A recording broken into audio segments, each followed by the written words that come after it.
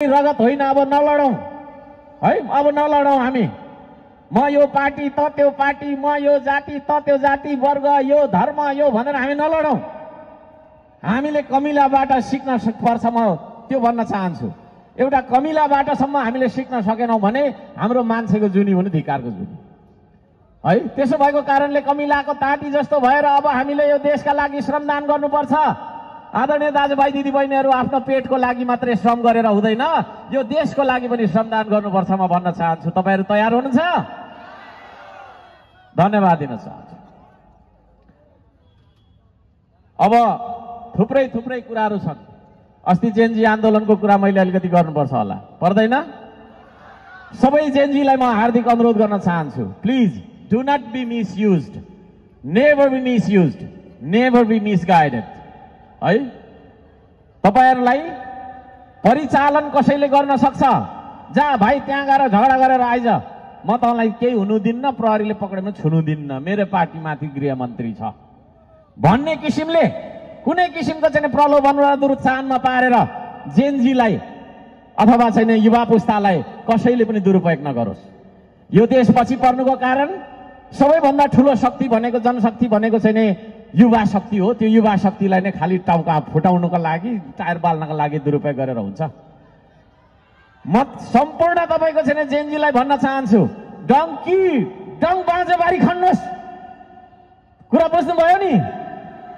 हो, जेनजी यता हुनुहुँदो रहेछ, डङ बाँझो खेत खन्नुहोस् है। त्यहाँ देखाउनुहोस् तपाईको छैन तागत, अर्काको टाउको फुटाएर अर्कालाई कुटेर तागत देखाउने होइन। विदेशी दलालहरूले जहिले पनि अस्थिरता होस् यो देशमा भनेर अनेक परिको चाहिँ फन्डा मचाइदिन्छ। त्यो फन्डामा लागेर एक अर्कालाई खेदाएको छ, कुटेको छ। तपाईँ पनि नष्ट, म पनि नष्ट। अहिले यहाँ झगडा गर्ने भने के हुन्छ? रगत मात्रै बग्छ। रगत बगेर के हुन्छ? केही फल्छ? त्यसो भएको कारणले गर्दाखेरि म यहाँ सबैजनालाई भन्न चाहन्छु, हाम्रो देशको माटोमा पसिनाको सुगन्ध आउनुपर्छ, पसिनाको सुगन्ध आउनुपर्छ। त्यो पसिनाको सुगन्ध आउने गरी यो देशको माटोलाई भिजाउनका लागि तपाईँ तयार हुनुहुन्छ? हो, त्यही उत्पादन र तपाईको छैन निर्माणको क्रान्ति हो श्रम संस्कृति। म यहाँहरू सबैजनालाई यो तपाईको छैन क्रान्तिमा हार्दिक निमन्त्रणा गर्न चाहन्छु, आह्वान गर्न चाहन्छु। आउनुहोस्, सँगै मिलेर यो देशको माटोलाई बचाऊ, यो देशको माटोमा श्रम रोपेर लह यो देशका सपनाहरू फलाऊ, ताकि भोलिको दिनमा कुनै जेनजी त्यसरी अकालमा मर्न नपरोस्। र पढिसकेपछि कहाँ जाने थाहा छैन, सर्टिफिकेट फालेर तपाईँको छैन उता लागु औषध दुर्व्यसनी बन्ने गरी तपाईँको छैन विभिन्न खालका विकृतिमा फस्ने गरी, विभिन्न अपराधमा फस्ने गरीको नियति हामीले भोग्नु नपरोस्। म यहाँहरू सबैजनालाई निवेदन गर्न चाहन्छु। गफ गरेर देश बन्छ? गफ गरेर देश बन्छ र? गफ गरेर देश बन्ने थियो भने म घरमा बसेर एक्लै माथि धुरीमा बसेर गफ गरिरहन्थेँ, किन यहाँ आइरहन्थेँ है? म तपाईँहरूलाई सिकाउन आएको होइन, म तपाईँहरूलाई बोलाउन आएको। म तपाईँहरूलाई के गर्न आएको हो? बोलाउन आएको हो। माटोको सन्देश लिएर बोलाउन आएको हो। म तपाईँलाई सिकाउन सक्दिनँ आदरणीय शिक्षित सभ्य नैतिक दमकवासी दाजुभाइ दिदीबहिनीहरू। I am not here to teach you, but I am here to call you. म तपाईहरुलाई बोलाउनका लागि आएको हो। यो देशले तपाईलाई बोलाइरहेको छ, समयले बोलाइरहेको छ। तपाई आउने हो, तपाई आउने हो, तपाई आउने हो। यहाँहरु सबैजनालाई हार्दिक स्वागत गर्न चाहन्छु श्रम संस्कृतिमा। गफ गर्ने मान्छे र काम गर्ने मान्छे बीच के फरक हुन्छ? एउटा दलाल है, कोही व्यक्तिलाई मैले भने होइन है, एउटा दलाल भनौँ न, गफ गरेर यसो कुरा मिलाएर खाने मान्छे र त्यहाँ सफारी चालकहरू पनि देख्दैछु मैले। एउटा सफारी चालक बीच के फरक हुन्छ? अलिकति बुझ्नु, अल्छी नमान्नु है, थोरै बोल्छु, थोरै बोलौँ। एउटा दलाल बिहानै उठ्छ होइन, र अब त्यसले कसलाई ठगौँ, कताको कता सेटिङ मिलाउँ भनेर प्लान मिलाउँछ। तर एउटा सफारी चालक मजदुर त्यो दलाल उठेको समयभन्दा 2 घण्टा अगाडि उठ्छ है, र स्टेसनमा गएर यात्रुलाई पर्खिराखेको हुन्छ जाडोमा होइन? हो, त्यो नियति। एउटा दलालले फोनको भरमा 1 लाख रुपियाँ कमाउँछ दिनमा, सफारी चालकले बिचरा यता जा उता जा, उता जा, ट्राफिक प्रहरीले घरि यता खेदाको छ, घरि उता, अनेक परिको सहेर 2 छाक भात कमाउँछ हो है। एउटा दलाल जीवनभर करोडौं रुपियाँ पैसा कमाउँछ, ठुलो माफिया बन्छ र देशै तपाईँको चाहिँ हाँक्ने गरी तपाईँको चाहिँ बन्छ है। तर एउटा सफारी चालक मजदुरले जीवनभर कमाएर उसको चाहिँ श्रीमती पाल्छ, श्रीमान पाल्छ, केटाकेटी पढाउँछ, बस त्यति हुन्छ।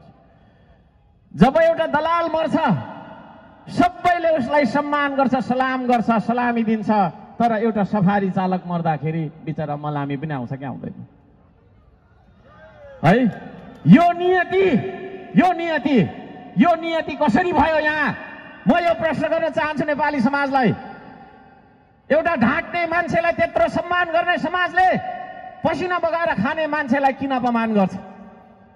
म त्यो भन्न चाहन्छु है। सबैभन्दा धेरै काम गर्ने कामी, सबैभन्दा गाह्रो है, आगोमा बसेर आगै तपाईँको चाहिँ कुटेर फलामको चाहिँ हतियार बनाउने एउटा कामीलाई घरभित्र पस्न नदिने समाज अझै चेन्ज भएको छैन आदरणीय दाजुभाइ दिदीबहिनीहरू।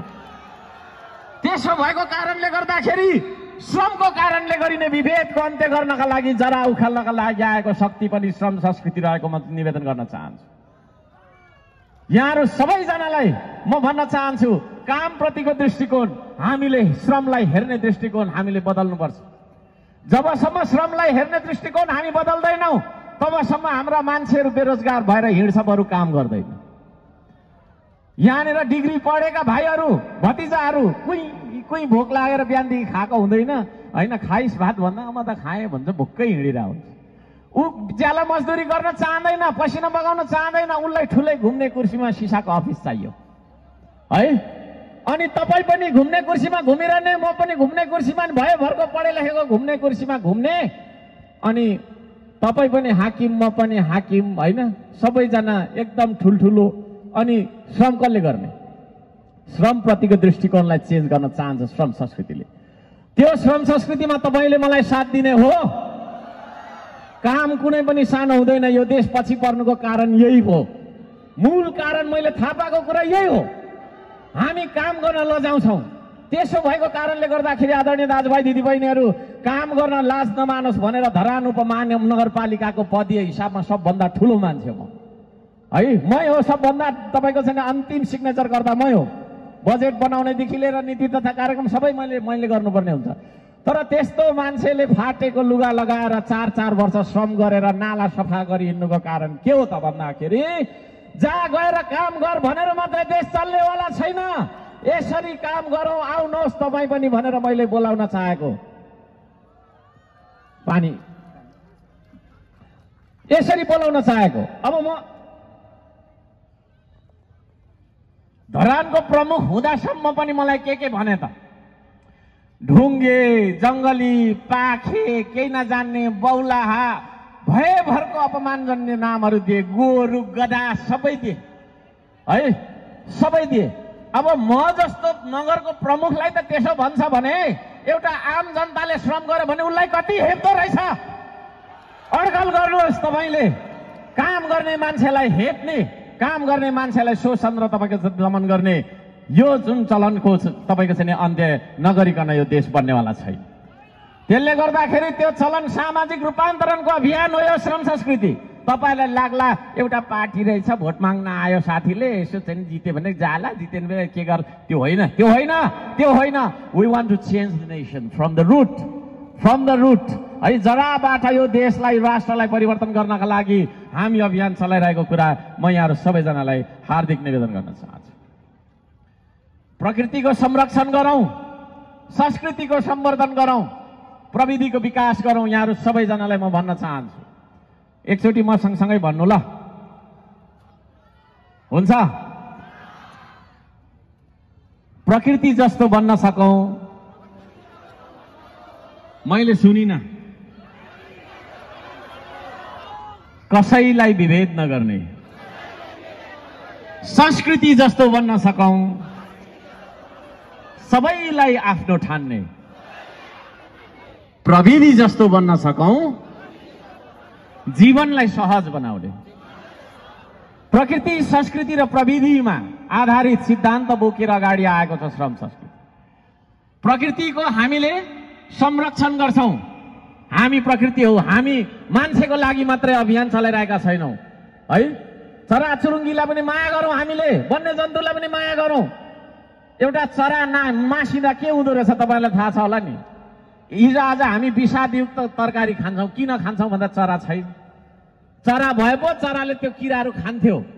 अहिले तपाईको चाहिँ एउटा गोलभेडा रोप्यो भने किरा लागिहाल्छ नि। किरालाई मार्नका लागि विषादी थपिन्छ। विषादी सहितको गोलभेडा खायो, क्यान्सर भइरहेको हुन्छ, किडनी फेल भइरहेको हुन्छ हैन। त्यसो भएको कारणले गर्दाखेरि जराबाट कुरा बुझ्नुपर्छ। हावामा त्यतिकै कुदिनेर हुँदैन। म यहाँहरू सबैजनालाई भन्न चाहन्छु, प्रकृतिवादी बनौँ। हामी प्रकृतिलाई माया गरौँ, प्रकृतिलाई माया गरौँ, वन्यजन्तुलाई माया गरौँ, प्रकृतिको संरक्षण गरौँ। म यो पनि भन्न चाहन्छु, संस्कृति हाम्रो देशमा विदेशी पर्यटक आउनुको दुईटा कारण छ। एउटा भनेको प्रकृति हेर्न, अर्को भनेको संस्कृति हेर्न। त्यसो भएको कारणले गर्दाखेरि हाम्रा मौलिक संस्कृतिहरूलाई हामीले जगेर्ना गरौँ। यहाँहरू सबैजनालाई म भन्न चाहन्छु, हाम्रो मौलिक भाषाहरू छ भने हामी बोलौँ।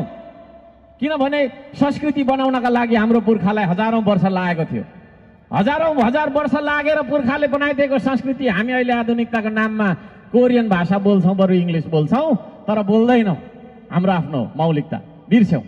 यदि हामी आफ्नो मौलिकता बिर्स्यौं, हाम्रो संस्कृति बिर्सँदै हामी गयौं भने यो हाम्रो भिड भनेको भेडाको भिड मात्रै हुन्छ। हाम्रो संस्कार संस्कृति केही पनि हुँदैन र हाम्रो मनोविज्ञान पनि भेडा जस्तै हुन्छ।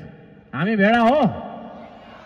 यदि हामी नेपाली हो भने हामी नेपालीहरू भनेको संस्कृतिले रङ्गिएको हुनुपर्छ, संस्कृतिको धनी हुनुपर्छ। हामी आफ्नो मौलिक प्रविधिलाई पनि हामीले चाहिँ हैन। बोर लाग्यो?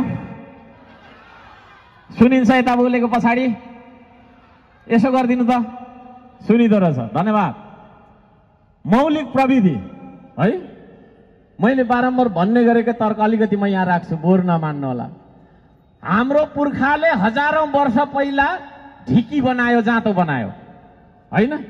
त्यही ढिकी र जाँतोलाई देखेर आधुनिक बनाउँदा तपाईको चाहिँ मान्छेहरूले, पाश्चात्यहरूले तपाईको के गर्यो भन्दाखेरि, पश्चिमाहरूले त्यसैलाई तपाईको के भयो भन्दाखेरि मेसिन बनाइदियो।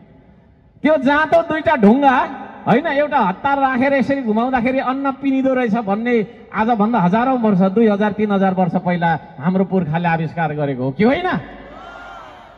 त्यही दुईटा प्लेटमा चाहिँ अन्न पिस्ने भन्ने कुरालाई चाहिँ लगेर हैन उताबाट चाहिँ त्यो मिल बनाइदियो। अब मिल मात्रै प्रयोग गर्छौँ, ढिकी प्रयोग गर्छौँ। ढिकी देखेको छैन, जाँतो देखेको छैन, छैन है। एउटा बाँसलाई काटेर लिस्नो बनाइदियो, यस्तो माथि तल चढ्ने। त्यही लिस्नोलाई देखेर तपाईँको चाहिँ सिँढी बनायो पश्चिमाले। हामीले त्यसलाई चाहिँ फेरि के भन्यो भन्दाखेरि आधुनिकता भन्यो। हाम्रो आफ्नो चाहिँ बिर्स्यौँ। हाम्रो आफ्नो मौलिक प्रविधिहरू बिर्सेको कारणले गर्दाखेरि मैले अघि तपाईँको चाहिँ सुरुमा तपाईँहरूलाई गाउनु लगाएको गीतमा के थियो भने, यो माटोले हामीलाई बोलाइरहेको छ भन्नुको मतलब हाम्रो मौलिकताले हामीलाई बोलाइरहेको छ है, हाम्रो संस्कृतिले बोलाइरहेको छ। र मैले बारम्बार भन्ने गरेको छु, हामी अघिल्तिरको यात्रामा छैनौँ। जब हामी आफ्नो मौलिकतालाई बिर्सौँ हामी पछि जान्छौँ। आज हामीले जति पनि यी आविष्कारहरू देखिरहेका छौँ, गाडी गुडिरहेछ, मोबाइल चलाइरहेछौँ दुनियाँ, तर यी सबै कुरा हाम्रो आविष्कार होइन। आदरणीय दाजुभाइ दिदीबहिनीहरू, हाम्रो आफ्नै उत्पादन हामीले गर्नुपर्छ भन्ने संस्कृति, श्रम संस्कृति रहेको कुरा म जानकारी गराउन चाहन्छु यहाँहरू सबैजनालाई। सिओसम्म बनाउन नसक्ने तपाईँको नालायक भएर हामी बस्यौँ। यद्यपि हाम्रो पुर्खाले आजभन्दा 3000 वर्ष पहिला ढिकी र जाँतो बनायो। यी कुराहरू तपाईँको छैन, हामीले बिर्सेको कारणले हामी पछि परिरहेको कुरा म यहाँहरू सबैजनालाई जानकारी गराउन चाहन्छु। अब हामी पछि पर्नु हुँदैन। तपाईँहरू सहमत हुनुहुन्छ? तपाईँहरू सहमत हुनुहुन्छ? धन्यवाद दिन चाहन्छु। देशलाई माया गरौँ हामी सबैले, म त्यो भन्न चाहन्छु। हामी श्रम संस्कृतिको कुरा गर्छौं हैन। के हो त यो श्रम संस्कृति भनेको भन्दाखेरि यसको व्याख्या विश्लेषण तपाईँ आफैले पनि लाउन सक्नुहुन्छ। तर एउटा बेइमान मान्छेलाई इमानदार बनाउने संस्कृति हो श्रम संस्कृति। ताली बजाउनु पर्छ अलिकति। मैले अनुमोदन गराएको। अल्सी मान्छेलाई पौरखी बनाउने, परिश्रमी बनाउने संस्कृतिलाई श्रम संस्कृति भन्नुपर्छ, ताली बजाउनुपर्छ। झुटो बोल्ने, झुटो मात्रै सुन्ने, सत्य बोल्दाखेरि साथीभाइदेखि परिवार सबैजना रिसाउने है, असत्यवादी समाजलाई सत्यवादी बनाउनुपर्छ। त्यो सत्यवादी समाज बनाउने सही कुरालाई बोल्नका लागि चाहिँ प्रेरणा दिने संस्कृति हो श्रम संस्कृति। ताली बजाउनै पर्छ है। हामी बाँचुन्जेलसम्म श्रम गरिरहन्छौँ। श्रम भनेको हाम्रो पेटको लागि गर्छौँ, हाम्रो परिवार पाल्नलाई, आफ्नो पेटको लागि, आफ्नो घर परिवारको लागि। तर यो देशका लागि भनेर एक थोपा पनि पसिना नेपालीले चुहाएन। गल्ती त्यही भयो, गल्ती त्यही भयो। त्यसो भएको कारणले गर्दाखेरि देशका लागि श्रमदान गर्नुपर्छ र श्रमदानको माध्यमबाट एउटा बेइमान मान्छे, एउटा ठग मान्छे र अल्छी र स्वार्थी मान्छेलाई पनि, एउटा पापी मान्छेलाई पनि तपाईँको चाहिँ सत्यवादी र देशभक्त बनाउने संस्कृति हो श्रम संस्कृति। ताली बजाउनै पर्छ। श्रम र श्रमिकलाई सम्मान गर्ने संस्कृति हो श्रम संस्कृति। ताली बजाउनै पर्छ। अरूलाई ठगेर, लुटेर, कुटेर, ढाँटेर, काटेर खाने होइन। आफ्नो पाखुरामा आफ्नो नङ्ग्रा खियाएर 10 नङ्ग्रा खियाएर जीवन गुजार्छु भन्ने आत्मनिर्भरताको संस्कृति हो श्रम संस्कृति। ताली बजाउनै पर्छ।